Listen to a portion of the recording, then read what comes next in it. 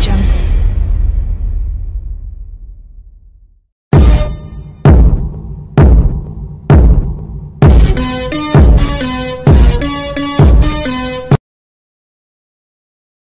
Shalom, soyez tous salués dans le puissant nom de notre Seigneur Jésus. Comme je le dis toujours, c'est le nom qui a été donné au-dessus de tout nom et ce n'est qu'à ce nom que l'on peut être sauvé. Alors, celui qui croit en Jésus est sauvé, est justifié, est sanctifié par la croyance. Alors, n'oublions pas que notre Père par la foi, notre Père dans la foi, c'est Abraham, celui qui est appelé Ibrahim par les musulmans. Alors, aujourd'hui, j'aimerais faire un certain nombre de dénonciations et soyez vraiment attentifs parce que ce que je vais vous dire, c'est des choses qu'on ne vous dit pas tout le temps. C'est des choses qui ne sont pas dites tout le temps dans les communautés des hommes aujourd'hui qu'on rencontre parce qu'il y a une révélation qui est cachée derrière. Alors, ne quittez pas, abonnez-vous, likez et sincèrement, ne ratez pas cette vidéo. Il est important que je vous le dise. Alors, comme je disais, le plus important pour vous, c'est de vous abonner et de liker. C'est de participer du mieux que vous pouvez à l'œuvre de l'Éternel, à l'œuvre du Christ, à l'œuvre du Messie. Alors, j'aimerais vous dire un certain nombre de choses.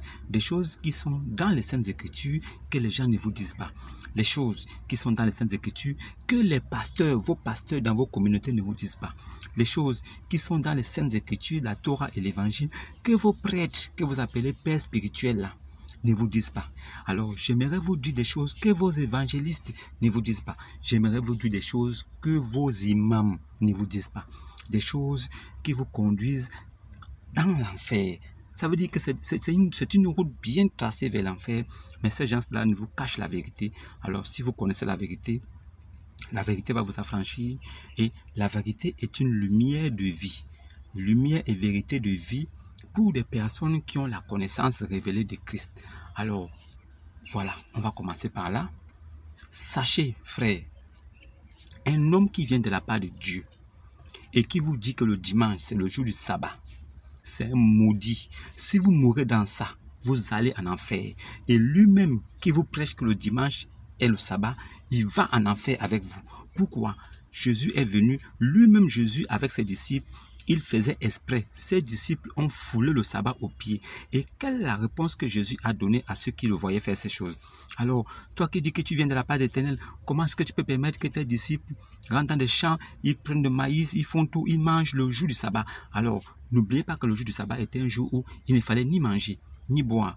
Même son bétail ne devait pas manger. Même ses enfants ne devaient pas manger. Alors, il fallait rester toute une journée consacrée à l'Éternel en jeûne, sans rien faire. Priver tout le monde et tout être vivant autour de soi de pouvoir manger quelque chose. Alors, Jésus, lui, pendant le sabbat, qu'est-ce qu'il faisait? Ses disciples mangeaient. Alors, Jésus, il leur a dit quoi? Vous voulez me pointer du doigt, moi? C'est moi qui ai instauré le sabbat par l'entremise de Moïse. Pour que vous ayez un jour pour m'adorer avant que je ne vienne moi-même. Alors, comme je suis venu, maintenant, au lieu de venir vers moi, essayer de comprendre la vérité pour être sauvé, vous allez encore adorer un jour qui a été mis pour moi avant que je ne vienne. Maintenant que je suis venu, celui qui ne vient pas vers moi ne peut hériter le ciel. Alors Jésus faisait comprendre à ces gens-là que ce n'est que par lui qu'on pouvait hériter du ciel. Parce qu'il a dit qu'il est le chemin, la vérité et la vie. Il est la lumière du monde. Alors le sabbat, ce n'est pas dimanche. Si vous allez vous asseoir les dimanches dans les communautés, c'est pour écouter la parole de Dieu. Alors celui qui est devant, qui est comme le soi-disant pasteur, c'est lui qui doit vous instruire sur les enseignements de Dieu. C'est lui qui doit vous discipliner sur le fonctionnement de Dieu. Qu'est-ce que Dieu attend de ses fils? Alors, parce que si vous êtes fils de Dieu, alors vous devez avoir certains recommandements à respecter. C'est comme ça que ça se passe. Alors, l'éducateur spirituel, c'est votre pasteur. C'est lui qui doit vous inculquer la mentalité et la façon de voir des choses comme Dieu. S'il ne le fait pas, c'est un faux pasteur. Alors, comment pouvez-vous avoir un maître? Comment pouvez-vous avoir un professeur et être nul? Si vous avez un professeur et vous êtes nul, ça veut dire que votre professeur aussi est nul. Parce qu'il ne vous donne pas les bases et les rudiments pour vous permettre de vous en sortir. C'est de ça qu'il s'agit. Alors, une communauté dans laquelle on dit la femme doit porter le voile. La femme n'a pas le droit de porter le voile. Le voile de la femme, ce sont ses cheveux. Si une femme prie sans voile, c'est une abomination aux yeux de Dieu. Ça signifie quoi? Si une femme prie avec des cheveux coupés, si une femme prie en mettant un foulard à Modibo sur la tête, la femme n'a pas le droit de porter un foulard sur la tête avant de prier son Dieu. Ce sont les cheveux de la femme qui sont son voile. Le voile de la femme, ce sont ses cheveux. Alors, c'est pareil pour l'homme. L'homme qui prie, qui adore son Dieu avec des longs cheveux, c'est une abomination. L'homme n'a pas le droit de porter des cheveux sur sa tête, ni de porter une boucle d'oreille. L'homme n'a pas le droit de mettre des boucles d'oreilles, ni de porter des longs cheveux. C'est une abomination, c'est une honte aux yeux de Dieu. L'homme a été créé à l'image de Dieu. L'homme est le chef de la création. Alors, il doit être un exemple. Il est la gloire, la représentation de la gloire de Dieu. Alors, un homme qui a des longs cheveux, il est comme une femme. Ça veut dire qu'il descend sous son autorité lui-même. Alors, comme Dieu dit que la femme n'a pas le droit de prendre autorité sur l'homme, maintenant, lui, il devient comme une femme. Et la femme peut prendre autorité sur lui. Et il n'est que... ça veut dire qu'il devient un païen. Un bâtard qui n'a pas de père. C'est un maudit. Musulmans qui portent des voiles, les femmes musulmanes qui portent des voiles là, elles sont dans l'erreur. Le voile de la femme, ce sont ses cheveux. Alors ces femmes musulmanes qui portent des voiles, elles pensent qu'en mettant le voile, ou bien un pagne sur la tête, ou bien un foulard, ou bien une écharpe sur la tête, elles pensent que c'est comme ça qu'elles honorent Dieu. Elles n'honorent pas Dieu. C'est une maudite. C'est comme ça que s'habillaient les prostituées juives au temps de Moïse, au temps de l'Ancien Testament. Les prostituées, c'était comme ça qu'on les reconnaissait. Elles s'habillaient toujours en cachant les visages parce que c'était des filles de joie.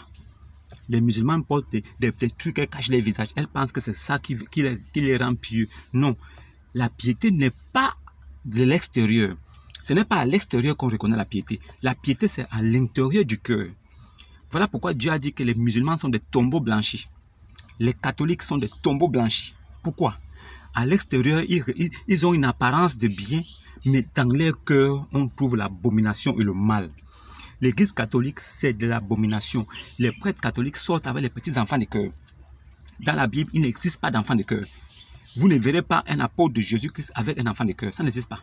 Sœurs de l'église, sœurs catholiques, vous ne verrez pas parmi les saints des apôtres, dans l'église des saints, vous ne verrez jamais une sœur de l'église.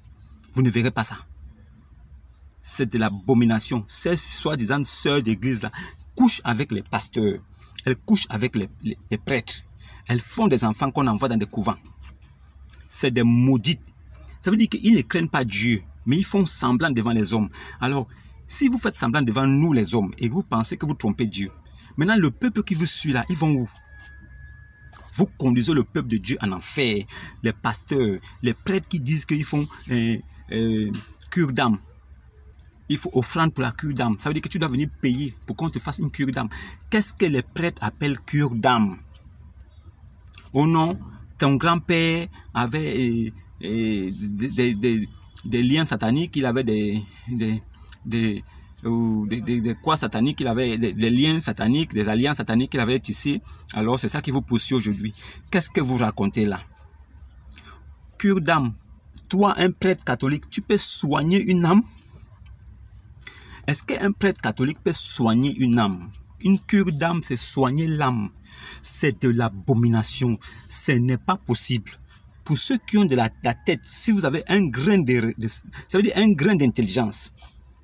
Un grain, pas deux, un grain. C'est de l'abomination. On ne soigne pas les âmes. Et en même temps aussi, celui qui n'a pas cru en Jésus qui est mort, il va en enfer. Il n'y a pas de cure d'âme. Il faut commencer par l'âme de celui qui se plaint, après l'âme de son père, l'âme de son grand-père. Ça n'existe pas, c'est des foutaises. Celui qui vous enseigne ça, c'est un menteur. Il veut votre argent. Il faut donner des offrandes de cure d'âme. Il faut donner des offrandes pour que le prêtre aille dans le purgatoire, aller chercher une âme pour ramener ça sur terre. Ça n'existe pas, c'est des bêtises. Les prêtres catholiques, ce sont des menteurs. Les banamistes. Un prêtre banamiste qui dit que le lieu d'adoration, c'est un homme. Qu'un homme peut être le lieu d'adoration. Et quel homme? Le pasteur. Donc lui, le pasteur banamiste, il dit qu'il est le lieu d'adoration. Le seul lieu d'adoration connu dans la Bible, et dont lui-même Branham, William Marion Branham avait parlé, il a dit que le seul lieu d'adoration, c'est Jésus-Christ.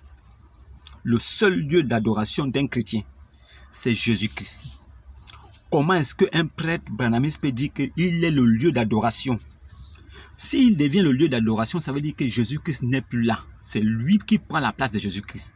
Alors, est-ce que les Saintes Écritures disent que Jésus-Christ est mort et il n'est pas ressuscité? Si Jésus-Christ est ressuscité, cela sous-entend que toute personne qui peut venir après et dire qu'il est le lieu d'adoration, c'est un blasphémateur, c'est un imposteur, c'est un antichrist, c'est un maudit. Il ira en enfer. Simplement, les filles qui se baladent partout là, oh mon frère, donne ta vie à Jésus, hein. Oh Jésus t'aime, donne ta vie à Jésus. Donne ta vie à quoi? Qui vous a dit que Jésus a besoin de votre vie? Votre sale vie là que vous avez traîné partout là avec n'importe quoi. Avec chez les ngangas, chez les prostituées, partout. Mon frère, donne ta vie à Jésus. Quelle vie Jésus a besoin? Vous pensez que Jésus est là pour se balader pour dire qu'il cherche la vie des gens? Avec un sac? Mon frère, donne ta vie à Jésus. Jésus va rajouter ta vie dans son sac. Vous êtes dans l'erreur. La femme n'a pas le droit de prêcher, ni d'évangéliser. Si la femme a besoin de savoir quelque chose en ce qui concerne la spiritualité, qu'elle interroge son mari à la maison. Si elle n'est pas mariée, qu'elle interroge son père à la maison. Il n'est pas permis à la femme de parler dans l'église des saints. Dans l'église des saints, c'est l'église des saints apôtres de Jésus. Ce n'est pas dans l'église catholique romaine qu'on voit aujourd'hui là. Là où Marie est mère de Dieu. Sainte Marie, mère de Dieu. Sainte Vierge Marie. Marie n'est jamais vierge. Marie était vierge avant la naissance de Jésus. Après la naissance de Jésus, Marie n'était plus vierge. Alors Marie a eu des enfants après Jésus. Voilà pourquoi la Bible, les Saintes Écritures précisent que Jésus premier-né de Marie, premier-né de Marie. Jésus premier-né de Marie. Cela signifie quoi? C'est-à-dire qu'après Jésus, il y en a qui ont suivi. Donc Marie ne peut pas être sainte vierge, mais elle ne peut pas être sainte vierge. C'est pas possible, c'est que ma mère aussi est vierge. Ma mère aussi doit être vierge. Ce n'est pas possible. Marie est la mère de Jésus, notre sœur dans la foi en Jésus. C'est par elle que Jésus est venu rentrer dans le monde. Nous acceptons ça. Mais ce n'est pas elle qui peut intercéder pour quelqu'un. Marie ne peut jamais intercéder pour quelqu'un. Ce n'est pas possible. Marie elle-même, il fallait qu'elle croie en Jésus pour être sauvée. Si elle n'a pas cru, elle n'est pas sauvée. De son vivant, les apôtres étaient allés voir Marie pour lui dire que le vin manque à la noce. Va voir ton fils. Quand Marie est allée vers Jésus, qu'est-ce que Jésus a dit? Femme, qu'y a-t-il entre toi et moi? Mon heure n'est pas encore venue. À ces mots-là, Marie se retira et elle dit aux disciples, faites ce qu'il vous dira. Moi, je ne suis pas dedans. Jésus avait tout déterminé pour faire comprendre aux apôtres et à tous les hommes qu'il n'y a que par lui que l'on peut être sauvé. Il n'y a pas quelqu'un qui peut intercéder pour toi. C'est pas possible, c'est des conneries. Vous aussi qui donnez les noms des anges à vos enfants. C'est parce que vous ne connaissez pas les Saintes Écritures. Ne donnez pas le nom des anges à vos enfants. C'est pas possible. Ce n'est pas biblique. Vous ne pouvez pas prendre le nom des anges, vous donnez ça à vos enfants. La Bible interdit ça. Vous prenez le nom des anges, vous donnez à vos enfants, alors que la Bible interdit. Qui vous a appris ça? Quels sont les pasteurs ou les prêtres qui vous ont dit que vous pouvez donner le nom des anges à vos enfants? Qui? Vous prenez ça d'où? Vous prenez ça d'où? Quelle est cette doctrine des hommes qui est maintenant au-dessus de la doctrine de Dieu? Est-ce par chez vous là que l'évangile de Jésus que c'est venu? Quoi? C'est vous qui avez créé l'évangile. En fait, c'est vous qui avez envoyé Jésus avec son évangile maintenant. Parce que vous faites des choses comme si c'était vous qui avez envoyé Jésus. La femme n'a pas le droit de prêcher, ni de prendre autorité sur l'homme. Qu'elle se taise dans les assemblées, il ne leur est pas permis d'y parler. Il est malséant à une femme de parler dans l'assemblée des saints. Pourquoi? Tant qu'un homme se trouve dans cette assemblée-là, que la femme ferme sa bouche. Dieu a tout déterminé, de sorte que la femme ferme sa bouche en présence des hommes. Parce que Dieu dit que Dieu créa l'homme à son image. Dieu a fini de créer l'homme. Mais il forma Adam, le premier. Et il mit Adam comme le patron de la création. Il fit endormir Adam, c'est de la côte d'Adam qui tira la femme. La femme est tirée de l'homme. Elle ne peut pas être au-dessus de l'homme. C'est pour ça que Dieu a tout établi. Il a dit que Christ est le chef de l'homme et l'homme est le chef de la femme. À partir de là, la femme n'a pas le droit de prêcher. Depuis le commencement et la fondation du monde, il n'y a pas eu une femme qui était sacrificatrice. Il n'y a pas le nom d'une seule femme sacrificatrice de l'Éternel. Il n'y a que eu des sacrificateurs de l'Éternel, sacrificateurs de Dieu très haut. Il n'y a pas eu de femmes. De toute la descendance des prophètes, de la tribu de Lévi. Tous les prophètes d'Israël, des Juifs, sont issus de la postérité de la tribu de Lévi. La tribu de Lévi, vous verrez, quand on commence par Adam, après Adam, Noé, après Noé, Abraham, on s'en va chez Moussa, ainsi de suite.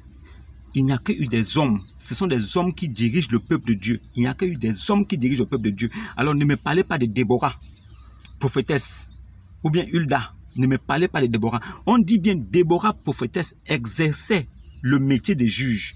Elle était prophétesse parce qu'elle avait des révélations de l'Éternel, c'est vrai. Mais le métier qu'elle exerçait au sein de l'église des saints, c'était juge. Alors, que consistait son rôle? Son rôle était d'éduquer les jeunes femmes à rester chastes et à bien éduquer les enfants et à prendre soin de leur mari. C'est l'éducation qu'elle a donnée. Et en même temps aussi, elle jugeait les petits problèmes sociaux qui concernaient les petits vols, les mésententes entre les familles. C'est de ça qu'elle gérait. Elle n'était pas là pour conduire ou bien pour perdre le troupeau de l'Éternel. Le rôle de Déborah n'était pas de conduire le peuple de Dieu. Il n'y a jamais une femme sacrificatrice. Ça n'existe pas dans la Bible. Alors le commandement de Paul a été clair. Reconnaissez que celui qui ignore ça, qu'il sache que c'est un commandement du Seigneur. La femme n'a pas le droit de prêcher et de se tenir à la chair.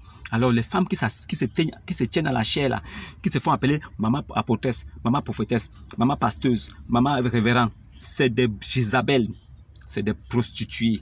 Elles se prostituent avec vous. Vous qui partez vous asseoir dans ces assemblées-là, vous couchez ensemble. C'est une pute, c'est une prostituée aux yeux de Dieu. Et les Saintes Écritures sont assez claires dessus. Que Dieu dit à un de ses prophètes que tu as été fidèle devant ma face. Je suis fier de tout ce que tu fais. Mais c'est que moi, Dieu l'Éternel, j'ai contre toi. C'est que tu laisses la femme Jézabel, qui se dit prophétesse, se prostituer avec mon peuple. Qu'est-ce que ça veut dire? Comme la dame se disait prophétesse, alors elle enseignait. Et cela a irrité Dieu au point où Dieu dit que ceux qui l'écoutent couchent avec elle. Parce qu'il n'est pas permis à la femme de prêcher. Jésus-Christ lui-même étant venu, avec la grâce qu'il nous a apportée, aucune femme n'a été choisie parmi les 12 apôtres. Quelle est la femme que Jésus-Christ a choisie parmi les 12 apôtres? Il a choisi 12, parmi lesquels Judas. Après la mort de Judas, il a encore choisi un autre homme pour le remplacer. Il est allé prendre Paul. Paul, un homme. Il n'y a jamais eu une femme parmi les 12 disciples de Jésus. Mais quand Jésus vivait, il y avait des femmes à cette époque-là. Pourquoi il n'a pas choisi Marie-Madeleine? Pourquoi ce sont des hommes? Dieu ne peut pas dire quelque chose et après changer d'avis. Dieu n'est pas un homme pour dire des choses et revenir sur ça. Dieu dit des choses et il assume. Dieu n'est pas un homme pour mentir. Ce que Dieu a dit au départ, c'est ce qui doit être jusqu'à la fin.